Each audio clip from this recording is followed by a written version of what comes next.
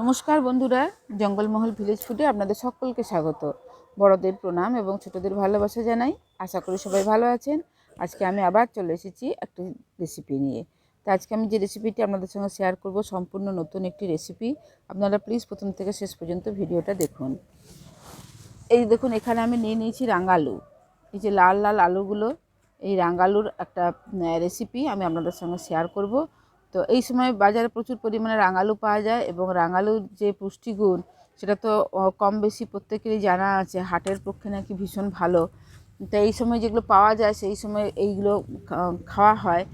আমি এই রেসিপি একটি শেয়ার করব আপনাদের সঙ্গে। তো প্লিজ আপনারা শেষ পর্যন্ত ভিডিওটা দেখুন। ভালো লাগলে জঙ্গলমহল ভিলেজ ফুড চ্যানেলটিকে লাইক, কমেন্ট, শেয়ার করবেন এবং প্লিজ সাবস্ক্রাইব করে দেবেন। পাশে থাকা বেল আইকনটি প্রেস করবেন সবার আগে নোটিফিকেশান পাওয়ার জন্য। তো আমি প্রথমে এই রাঙালুগুলোকে আগে সেদ্ধ করে নিচ্ছি। উনুনটা ধরিয়ে আর রাঙালুগুলোকে সেদ্ধ করে নেব। উনুনটা ধরিয়ে আর আমি কড়াটা বসিয়ে দিচ্ছি।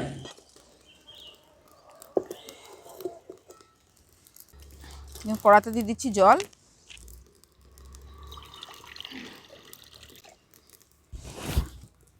এইবার এই যে রাঙালুগুলো নিয়েছি, রাঙালুগুলো সেদ্ধ করতে দিয়ে দেবো। দেখুন, এর সাথেই দিয়ে দিয়েছি এই যে এগুলোকে আমাদের এখানে শাঁকালু বলে, কিন্তু এগুলো জলা আলু। সেদ্ধ হতে থাক। দেখুন, শাঁকালুগুলো কিছুক্ষণ পরে আমি ঢাকাটা খুলে দেখে নিলাম যে শাঁকালুগুলো সেদ্ধ হয়ে গেছে। এরপর এটাকে আমি নামিয়ে নিচ্ছি। শাঁকালু, রাঙালু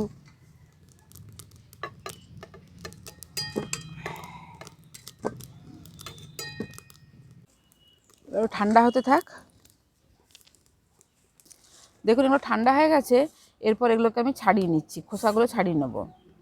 আমি বাড়িতে ছিল এই শাঁকালুটা, তার জন্য দিলাম। আর আপনারা শুধু রাঙালুরও করতে পারেন। আর এই রাঙালুগুলো না এই কাঠের উনানে পুড়িয়ে খেতে এত টেস্ট লাগে না, দারুণ টেস্ট লাগে খেতে। পুড়িয়ে সেদ্ধ করে খেতেও ভালো লাগে, বেশ মিষ্টি মিষ্টি। আর রাঙালুর তো অনেক রকম রেসিপি হয়, অনেক। আমি এর আগের দিন রাঙালুর পিঠের রেসিপি আপনাদের সঙ্গে শেয়ার করেছি। আর আজকে যে রেসিপিটি আপনাদের সঙ্গে শেয়ার করব, যেটা আপনারা টিফিনে খেতে পারেন, বাচ্চাদেরকে টিফিনে দিতে পারেন। আর মূলত এটা জলখাবার হিসেবেই ব্যবহার করা হয়, খাওয়া হয় আর কি। রাত্রে ডিনারেও খেতে পারেন।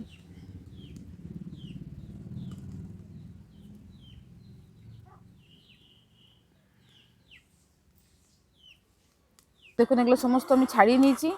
এরপর এই হাতে করে আমি এগুলোকে একটু চটকে নেব। কি সুন্দর সেদ্ধ হয়েছে দেখো, একদম পাকের মতো। হ্যাঁ,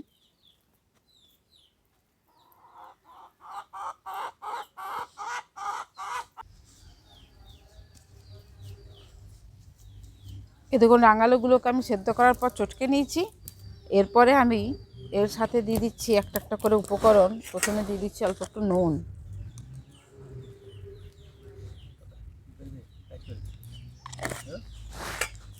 দেখুন, দিয়ে দিচ্ছি ময়দা। এই ময়দাটা দিয়ে এর সাথে আমি মালা করে মেখে নেব।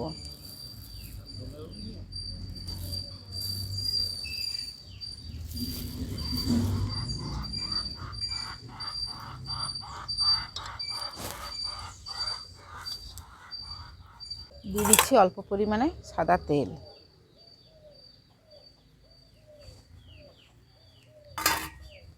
এরপর আমি এটাকে খুব ভালো করে মেখে নেব।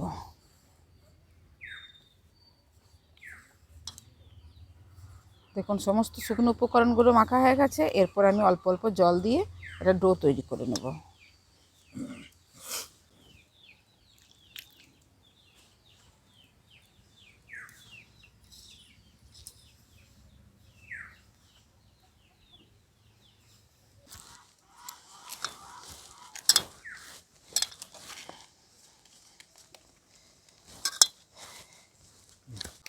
কি সুন্দর মাখা হয়ে যায় ডোটা, দেখো। হ্যাঁ,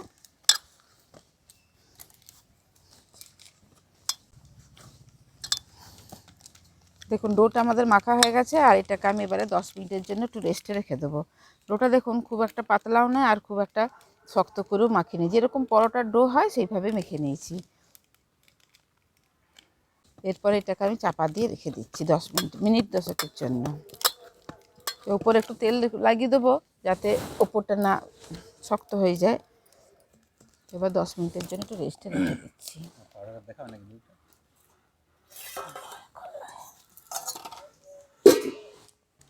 দেখুন 10 মিনিট পরে আমি ঢাকাটা খুলে নিচ্ছি। এবার খুলে নিয়ে দেখুন আমি ডোটা আমাদের একদম খুব ভালো পারফেক্টভাবে সেট হয়ে গেছে। এরপর আমি আরেকটু হাত দিয়ে মেখে নিচ্ছি। খুব সুন্দর ডোটা তৈরি হয়েছে। এরপর এখান থেকে আমি পরোটার আকারে লেচি কেটে নেব। আপনারা যে যেরকম পছন্দ করেন সেইভাবে মাপে লেচি কাটবেন।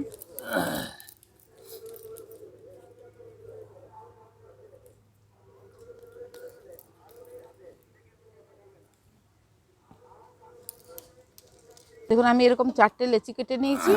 এবার এই 4টে লেচিকে আমি ভালো করে বেলে নেব। তা আপনারা তো আমি জানি না আপনারা এই রেসিপিটা আপনারা জানেন কি না। তো এটা একটা সম্পূর্ণ একটা নতুন রেসিপি এবং বাচ্চাদের টিফিনে বা নিজেরাও টিফিনে এইভাবে বানিয়ে খেতে পারেন, দারুণ লাগবে খেতে। এরপর অল্প অল্প একটু ময়দা দিয়ে আমি ময়দা দিয়ে মেখে নিচ্ছি। এবার আপনারা যদি ভাবেন তেল দিয়ে, এবার তেল দিয়েও কী বলে বেলে নিতে পারেন। আমি ময়দা দিয়েই বেলে নিই, যার যেরকম সুবিধা হবে আর কি।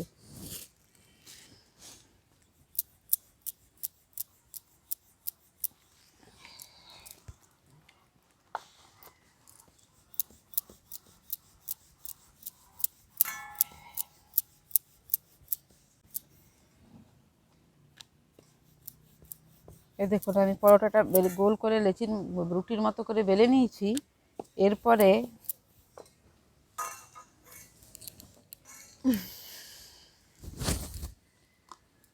হালকা একটু তেল দিয়ে দিচ্ছি উপরটাতে।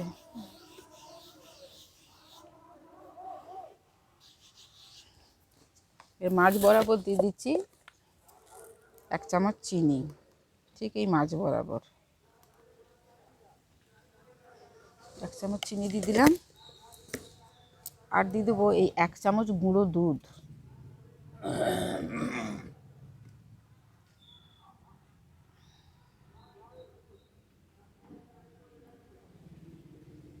মাঝখানটা দিয়ে দিলাম। দেওয়ার পরে এরপরে এই পাশ থেকেও মুড়ে দেব, আবার এই পাশ থেকেও মুড়ব, এই দিক থেকেও মুড়ে দিচ্ছি আর এদিক থেকেও মুড়ে দেব। এইভাবে আমি সমস্ত পরোটাগুলোকে বানিয়ে নেব। হালকা করে একটু বেলে নিচ্ছি।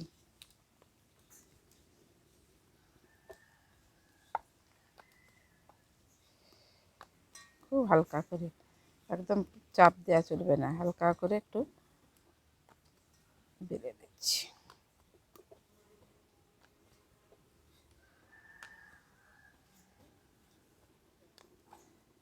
দেখুন তৈরি হয়ে গেল আমাদের একটা পরোটা।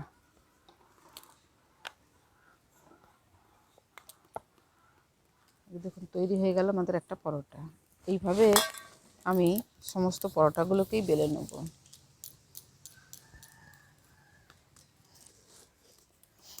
মাঝখানে দিয়ে দিচ্ছি অল্প একটু চিনি, দিয়ে দিচ্ছি অল্প একটু গুঁড়ো দুধ,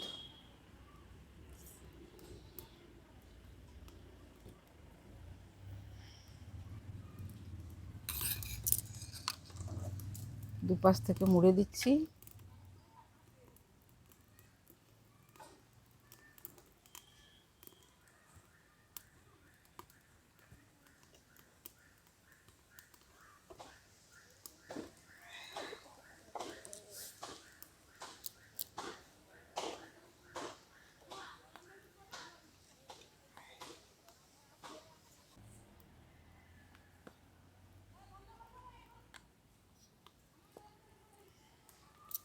আরও একটা পরোটা তৈরি করে নিলাম।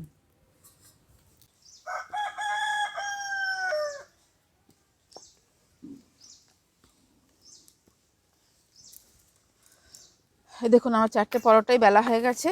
এরপর আমি উনুনটা ধরিয়ে পরোটাগুলো ভেজে নেব।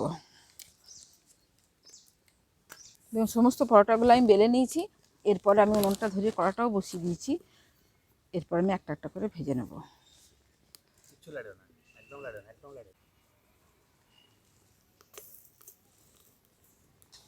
প্রথমে শুকনো কড়াতে আমি একটু সেঁকে নেবো দু পিঠটা ভালো করে।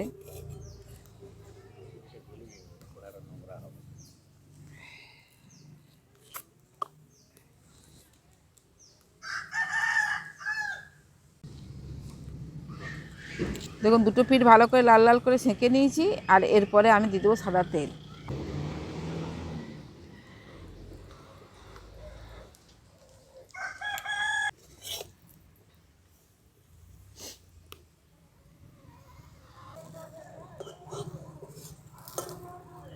কীরকম ফুলছে, হ্যাঁ।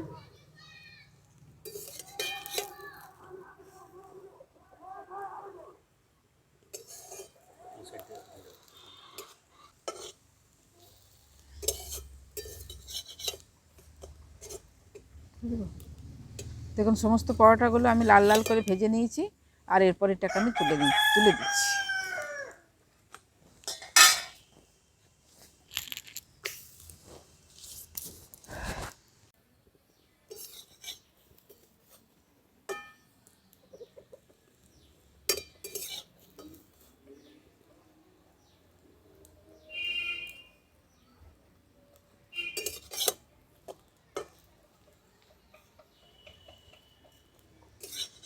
এটাও আমি তুলে নিচ্ছি।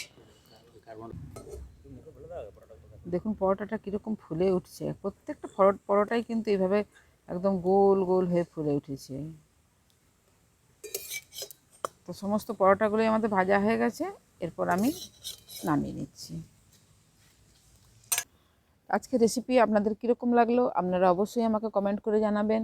আর এই যে রেসিপিটি আপনাদের সঙ্গে শেয়ার করলাম, আমি পরোটাগুলো বেলার পরে তার সাথে ভেতরে চিনি পাউডার দুধ দিয়েছি। আপনারা কিছু না দিয়ে এমনি প্লেনভাবেও কিন্তু খেতে পারেন, সেটাও কিন্তু খেতে খুব ভালো লাগবে। তো ভেঙে একটা দেখাচ্ছি পরোটাগুলো কত নরম হয়েছে, দেখুন একদম তুলতুলে নরম হয়ে গেছে। দেখুন এই যে দেখুন পরোটাগুলো কত নরম হয়েছে, একদম তুলতুলে। আর ভেতরটা দেখাচ্ছি কীভাবে কীরকম হয়েছে, দেখুন পুরো পকেট হয়ে গেছে। আর চিনিটা যে দিয়েছিলাম চিনিটা তো গলে গেছে, আর পাউডার দুধটাও গলে গিয়ে এর মধ্যে লেগে গেছে, ফলে কী হবে স্বাদটা কিন্তু আরও সুন্দর লাগবে খেতে। তো আপনারা প্লিজ বাড়িতে এইভাবে বানাবেন, বানিয়ে খেয়ে দেখবেন। যদি ভালো লাগে তাহলে আবার এইরকম নিত্য নতুন রেসিপি পেতে আমার এই চ্যানেলটিকে লাইক কমেন্ট শেয়ার করবেন, এবং প্লিজ সাবস্ক্রাইব করে দেবেন। পাশে থাকা বেল আইকনটি প্রেস করবেন সবার আগে নোটিফিকেশান পাওয়ার জন্য। প্রত্যেকেই ভালো থাকবেন, সুস্থ থাকবেন, সাবধানে থাকবেন। আজকের ভিডিওটা আমি এখানেই শেষ করছি। আবার আপনাদের সঙ্গে দেখা হবে পরবর্তী আরেকটি ভিডিওতে।